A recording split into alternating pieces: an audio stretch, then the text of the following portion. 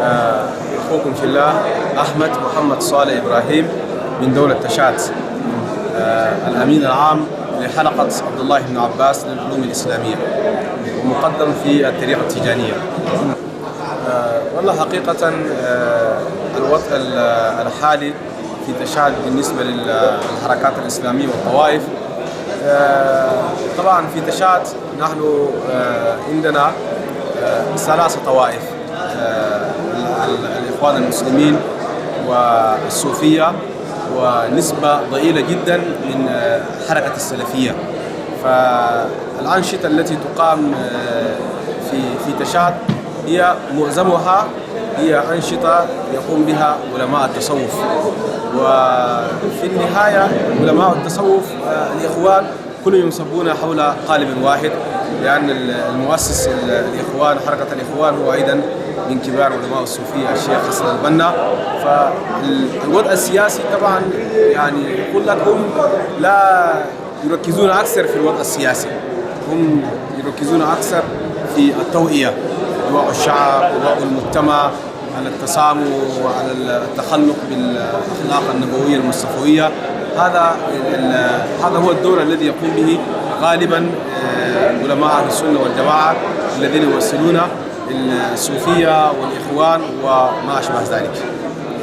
نعم.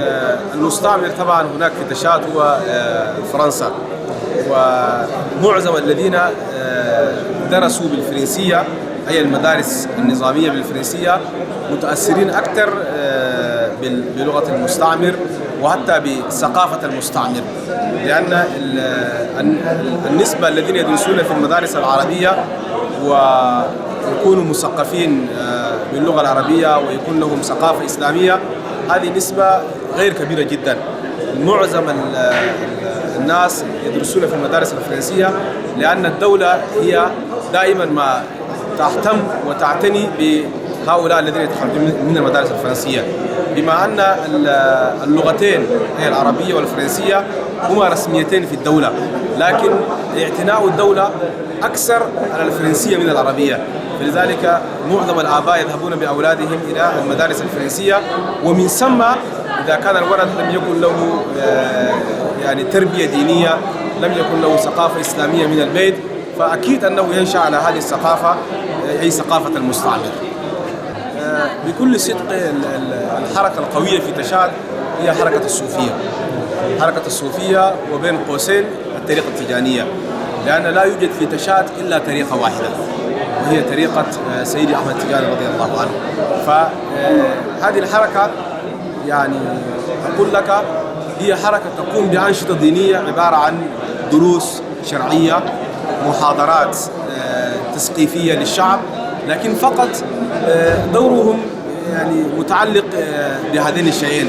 لم يكن لهم ثقافة واسعة بحيث الواحد منهم يدرس المدارس النظامية ويحمل الشهادات العليا. هذا يعني بدأ في العون الأخير، أما سابقا كانوا لا يهتمون بذلك. شكرا. إذا شيء أنتم تريدون أن تضيفونها حول تشاد وحول العالم؟ والله يعني أنا أقول نحن في تشاد في أمس الحاجة إلى مثل هذه الملتقيات، مثل هذه المؤتمرات التي تقام، نحن في أمس الحاجة إليها. لو هناك دعوات تقدم لعلماء من تشاد يحضرون، فأقول أنهم يعني يضعون لبنة قوية، وإن شاء الله الشعب يفهم أكثر فأكثر.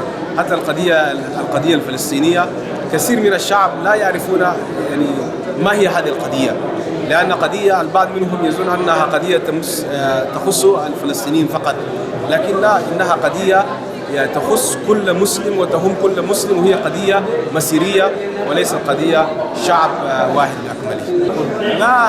لا أقول تنافس، لكن